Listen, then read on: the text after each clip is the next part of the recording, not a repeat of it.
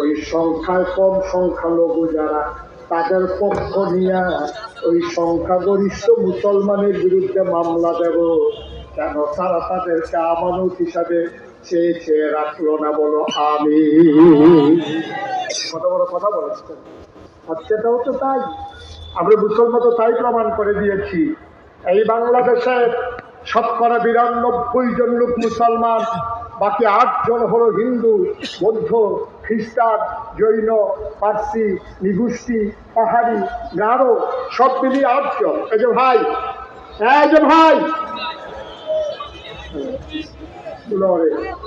উনি বাসাতে এরকম করে, এই রুম অর্ধেক রাত ঘুমায়, এই রুম অর্ধেক রাত ঘুমায়, মাছিল হ্যান দিয়া কখন, হ্যান দিয়া কখন, নাই জানে যা ঘুমায়, শিখা দিয়া বলে তার আমিন কর, জুড়ে কর। যেই কথাটুকুন বলছিলাম, আমরা বাংলাদেশে তো তাই করেছি। ৯৯ জন লোক মুসলমান, আমরা কখনো তাদেরকে আমাদের কখনো রাজনৈতিক হাতিয়ার আমরা বানাই নাই, কখনো তাদের উপরে নির্যাতন করি নাই। কিন্তু যখনই তারা সন্ত্রাসীর ভূমিকায় গিয়েছে, তখন সংখ্যালঘুর ঘাট ধরে তারা গোটা বিশ্বের কাছে প্রমাণ করতে চেয়েছে বাংলাদেশের সাম্প্রদায়িক সম্প্রীতি নাই। ঠিক কিনা বলেন? আরো সহজ করে বলি, মনে করেন আপনাদের এই মসজিদের ইমাম সাহেবকে কই কই আছে?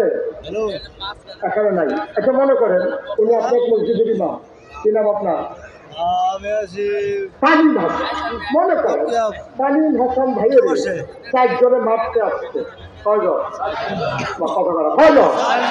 4 জন লোক মিলে তালিম হাসান ভাইয়ের মারতে আসছে। আমরা তো দেখতেছি, আমরা সবাই আছি, ওনারে যখন মারতে আসছে 4 জন, তখন আমরা কি বৈঠক কোনো ওদেরকে ফিরে যা ধরবো?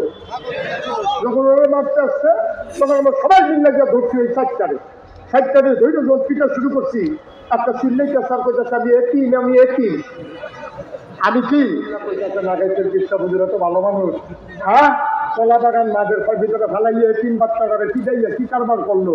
সে কি এতিম হিসাবে মার খাইছে না সন্ত্রাসী হিসাবে মার খাইছে? সে তো এতিম হিসাবে এতিমখানা থেকে ধৈর্য তো আমরা অন্য মারি নাই।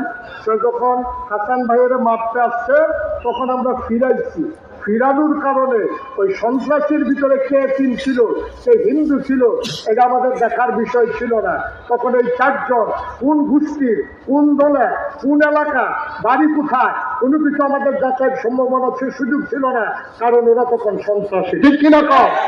এই বাংলাদেশে যখন তোমরা সন্ত্রাসীর ভূমিকায় আছো, তোমরা যখন সন্ত্রাস করতে চাও, তখন মুসলমানেরা যখন প্রতিহত করে আইন শৃঙ্খলা রক্ষাকারী বাহিনী যখন তাদেরকে অ্যারেস্ট করে, চিন্ময় দাস তাকে হিন্দু হিসাবে ধরা হয় নাই, তাকে ধরা হয়েছে রাষ্ট্রদ্রোহী হিসাবে।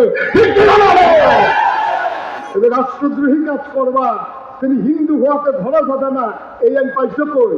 তোমার দেশে, তোমার বাবার দেশে, তোমার দাদার দেশে ফ্রিজ চেক করে ওই ফ্রিজের ভিতরে গুচ্ছ খাওয়ার পরে আমার মুসলমানকে পিটিয়ে হত্যা করা হয়েছে। আমরা তো তাও করি না। তোমরা সন্ত্রাস করতে আসবা, তোমাদের বিরুদ্ধে মামলা হলে সারা বিশ্ব থেকে প্রতিবাদ আসবে যে হিন্দুরা শান্তিতে নাই। আমি বলি, কত আরেকটা মনে পড়ছে, ভালো মানুষের বাড়িতে বেড়াইতে গেছে এক ছেলের বয়স হলো 15, মালিক হলো হাজি সাহেব। 5 ওয়াক্ত নামাজ মসজিদে গিয়ে পড়ে, কোলাফাইন নামাজটা পড়লে কি যায়? কারণ হাজি সাহেব ওই কোলাফাইনে নামান খাইয়া সকালবেলা দিছে ঘুম ল্যাপ মরি গিয়ে। এবার হাজি সাহেব নামাজ পড়ে আছে দেখে সবগুলো ঘুমায়। আর সবগুলো যখন ঘুমাইতে আছে, হাজি সাহেব ল্যাপের উপরে দিয়া ফিটা শুরু করছে। আর ফিটা যখন শুরু হয়েছে, নিজের কোলাফাইন যেমন খায়, না মানে খায় নাকি খায় না? কারণ ফিটা তো না মানেও খায়, ফুটেও খায়, না মানে ছিলেন যখন মেহমান। কারণ হাজি সাহেব কি মেহমান ফিটে না বেনামাজি ফিটে? কথা পায় না। হাজি সাহেব কি না বেনামাজি মেহমান মানে না বেনামাজি মানে? হাজি সাহেব মেহমান পিটায় না।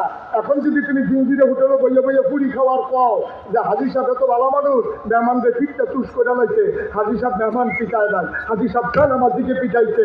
বাংলাদেশের পুলিশ, বাংলাদেশের র্যাব, বাংলাদেশের সরকার কোন চিন্ময় দাস হিন্দুকে ধরে নাই, সন্ত্রাসীকে ধরেছে। ঠিক কিনা বলো? বাংলাদেশের সবার জায়গা আছে, সন্ত্রাসীর জায়গা নাই। ঠিক কিনা বলো? তুমি যেই হোক, সন্ত্রাসীকে প্রশ্রয় দেওয়ার দিন আর নাই। অনেক হয়েছে, এতবার দুধ দিয়ে খায়, অনেক খেলছো, খেলার দিন শেষ। মসজিদের মিম্বার গুলো থেকে কোরআনের কথা বলার কারণে তোমরা ইমাম সাহেবকে আগামী শুক্রবার আগে ছুটি দিয়ে দিতে থেকে ওলামায়ে কেরাম ওয়াজ করার সময় তোমরা আলেমকে ব্যাপজুতি করে বাইকগুলো কেড়ে নিয়েছো। মনে রাখবা, আঘাত আসবে তো পাল্টা আঘাত হবে। ঠিক কিনা? সমানের সমান, 50-50। এখনো দেখছে কি খেলা হবে না। যারা তাহার এখনো তো শেষ এখানে করছি, যারা বলছিল খেলা হবে, খেলা শুরুর আগেই তারা ফালাই গেছে। ঠিক কিনা?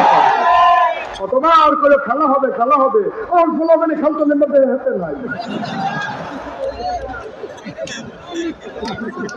তারা তামাশা মনে করতো না। মনে রাখবা, যে মানুষ জীবন দিতে শিখেছে তাকে আর মৃত্যুর ভয় দেখাইয়া লাভ নাই। যেটা গাঞ্জা খায় তারে বিড়ির জোর দেখাইয়া লাভ নাই, তারে বিড়িয়ে ধরে না। ঠিক কিনা কও? গাঞ্জা কোন জায়গায় বিড়ি দেখাইয়া লাভ কি? এখানে গাঞ্জা তোমাদের টিকটিকি খায়, গাঞ্জা কোন জায়গায় বিড়ির জোর দেখায়। দাঁড়া, আমার আবু সাইদ, পৃথিবীর একটা ইতিহাস তালাশ করে দেখো, এইভাবে বন্দুকের সামনে ছিঁড়ে টান করে দেওয়ার মতো আমার আবু সাইদের মতো একটা যুবক খুঁজে পাবা না। আমার মুগ্ধ পানি পানি করতে করতে বিপসার্থ মানুষগুলোকে পানি পান করাতে করাতে রাজপথে ঢলে পড়েছে। এই যুবক বাংলা ছাড়া কোথাও হয় না। ঠিক কিনা বলো? এই যুবকেরা পুলিশের সামনে সিনা টান করে দাঁড়াতে পারে, এই যুবকদেরকে তোমরা দাদা বাবুরা ভয় দেখাও। তোমাদের মনে নাই? তোমাদের মনে নাই? আমরা তোমাদের সীমান্ত এলাকায় আমার বিডিআর জওয়ানেরা যখন সোজা হয়ে দাঁড়িয়েছে, তোমরা পালাইয়া বেঁচেছ, লাশ করেছিল সীমান্তে। ঠিক কিনা বলো? শুধু পররাষ্ট্র নীতির কারণে, লোকজন নীতির কারণে আমার সালাদির লাশ তোমরা কাছাকাছি ঝুলিয়েছ। মনে রাখবো, যেদিন গেছে একেবারেই গেছে, সালাদির রক্ত বুঝা যেতে হবে না।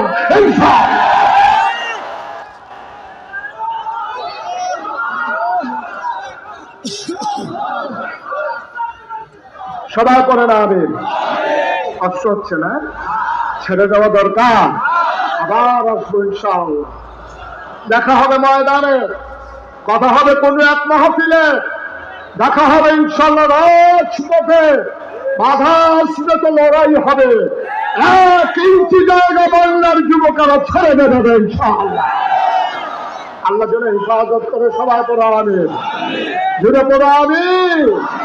বন্ধুগণ, আমার আবদার আছে, এই মাদ্রাসায় অনেক আগে আমার ছোট ভাই এখানে পড়েছে, তুফাইল ফয়েজ এখানকার ছাত্র ছিল। আমি তখন আসতাম, এমনি এমনি জিঞ্জিরে হোটেল চিনি না, পুরিও খাইছি। সুতরাং সব আমার এই রাস্তাগুলো চেনা জানা, এই জায়গাগুলো আমি চিনতাম।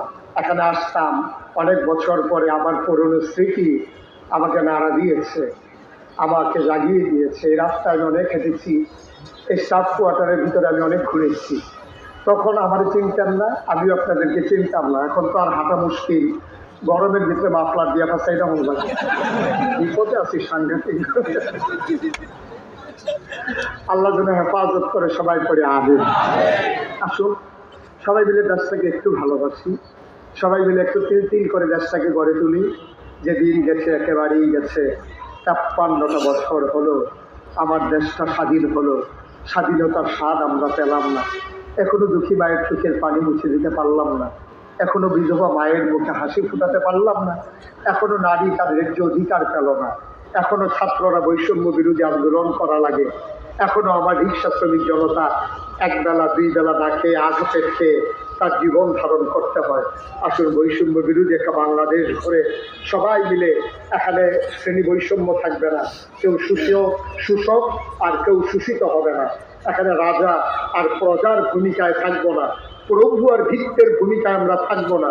আমরা সবাই মিলে ভাই ভাই চাই হয়ে সমানে সমান হয়ে চলতে চাই। ঠিক কিনা বলো? সবাই মিলেমিশে বাংলাদেশকে গড়তে চাই। সব ব্যাপারে আমাদের স্বার্থ আমরা বুঝে নেব। কিন্তু বাংলাদেশের ব্যাপারে নিঃস্বার্থভাবে আমরা আমাদের বুকের তাজা রক্ত ঢেলে দিয়ে হলেও এই দেশের স্বাধীনতা, সার্বভৌমত্ব আর এই দেশের অখণ্ডতা আমরা ধরে রাখবো ইনশাআল্লাহ। আল্লাহ যেন হেফাজত করে, সবাই পড়ে আবে। আমি শুনি